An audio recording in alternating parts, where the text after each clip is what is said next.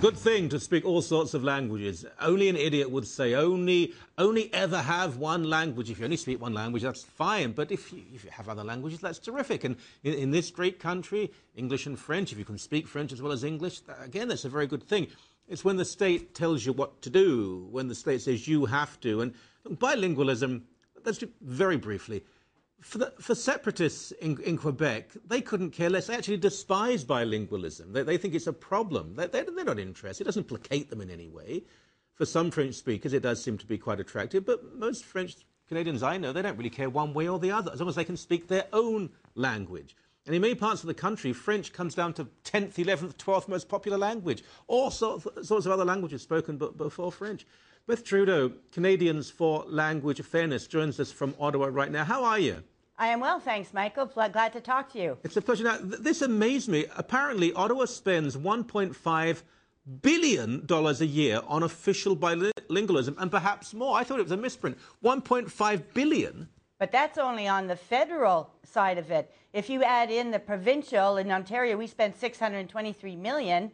And if you add in the municipal costs of forced bilingualism, you're looking at $2.4 billion every year that is spent on forced bilingualism. That is, you could give... It's mind-blowing. Give a house to every French speaker in the country. What do they spend the money on? Well, they spend it also on all sorts of francophone organizations, such as La Fédération des Amis Francophones, which is a senior citizens group that sits there and strategizes on how they can go out and harass English businesses about bringing in more French products, bringing in more French staff, and having everything bilingual inside and outside their stores. See, it seems to me that to say that a Canadian who speaks French as a first language should always be accommodated legally or whatever for government services, that's one thing, and that's quite easy to achieve. But this goes far beyond that, doesn't it? It is, and you know, one cost that isn't usually taken into consideration is the cost of our young adults. In Eastern Ontario, our youth, our young adults that have graduated from colleges and universities who took French immersion have discovered that they aren't French enough to get these government jobs or institutional jobs that require bilingualism. So we're having a brain drain. They're all heading out west or down south on us.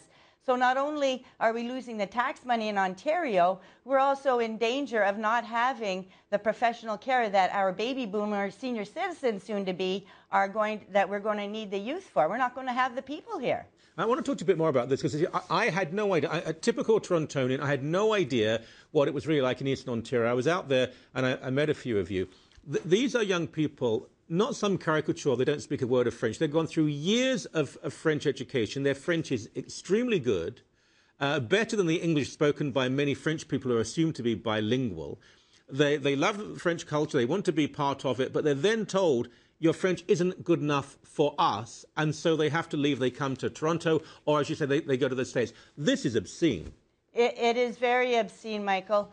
And along with that, we're also getting the added costs of, for instance, in Russell Township, Jean-Serge Brisson and Howard Galganoff have challenged the bilingual sign bylaw that was forced on us.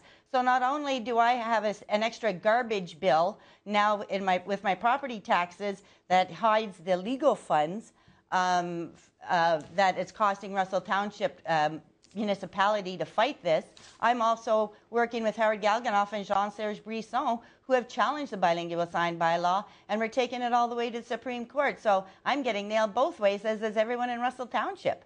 Now, at the same time this is happening, we had the leader of the Separatists, the new Premier of Quebec, saying that if she has her way, Montreal would be a French-only city. So English speakers will be even more marginalised and oppressed. Now, I don't think that will ever happen, at least not at this stage. But it does, I suppose, set a certain flavour and context for the future, doesn't it? Well, in Eastern Ontario, you go to any hospital, any government building, you'll notice in the parking lot the majority of license plates have Quebec on them. That's where they're getting all these bilingual workers from, and it's really affecting us in the Ottawa area. As I say, we cannot find jobs. You cannot get job advancements. We have nurses in the Cornwall Community Hospital that have worked there 20 years, are still working part-time, who have to train the young bilingual nurses that are coming along for the jobs and promotions that they should have got.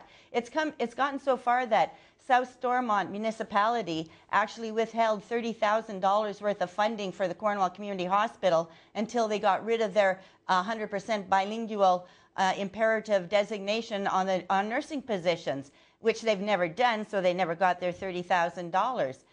It's gone even further than that now. Harrod Galganoff, who has given up on the justice system, is now going to every municipality across Ontario, asking them to pass a bylaw saying that they will uphold the Constitution, Canada's Constitution, as in the Canadian Charter of Rights and Freedoms, and uphold it, which means that they would not be able to ever force bilingual sign bylaws on their municipalities. And South Stormont passed it unanimously. Let me ask you about the hospital in Cornwall. Cornwall, do you know the percentage of patients who only speak French? The hospital did their own in-house survey, and less than 10% of the patients would even require, not even demand it. Less than 10% would need it. But the hospital has said that 100% of the staff, even very, very junior staff, have to be bilingual. Well, that's all partly because of the French Language Services Act, Michael. Hospitals get extra funding if they designate themselves under the French Language Services Act. I see. So, of course, hospitals need the extra funding, so they bring in the FLSA, and then the discrimination starts, and the victims pile up.